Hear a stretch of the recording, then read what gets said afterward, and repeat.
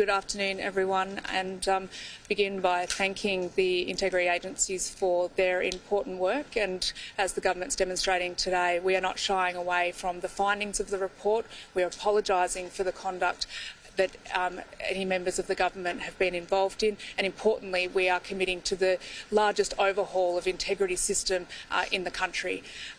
There is a good set of recommendations in the report. All 21 will be supported by the government, but as the Premier has indicated, this is about the whole Parliament, about Victorians' expectations of their representatives, and therefore there is a good starting point. An ethics committee, a bipartisan, multi-party membership involving of an ethics committee, which will be asked to help further develop the recommendations in the report, because the recommendations go to the function of the Parliament, the function of MPs more broadly, and I'm very positive of bipartisan support for these reforms. As Leader of the Government in the Upper House, it is common practice for me to deal with multi-parties, and I know that this is something that many members of Parliament will be interested in.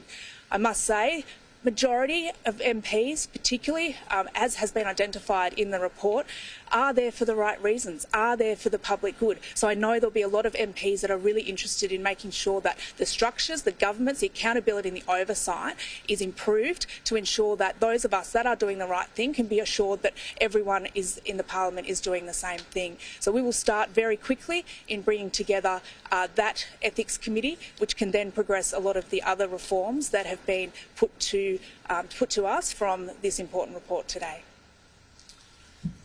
Just before we go to questions, I think proof of that approach and the likelihood that there will be cross-party and bipartisan support for these reforms is the fact, I think it's in the release, but I want to make special mention of this, the Integrity Commission or Integrity Commissioner, as is recommended by the agencies, won't just be there to investigate, to recommend sanctions. They have significant powers, they have significant resources. They won't just be there for the purposes of public funds or inappropriate behaviour of that nature only.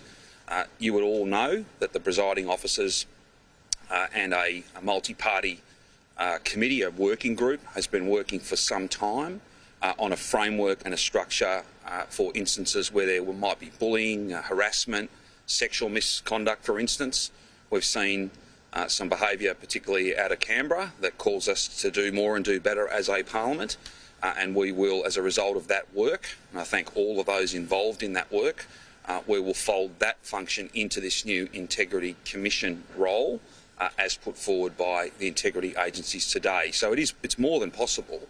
In fact, there's an example of exactly that approach working in the best interests of this as a workplace and indeed the best interests of the Victorian community, with that sense of confidence that people are acting appropriately, as they should.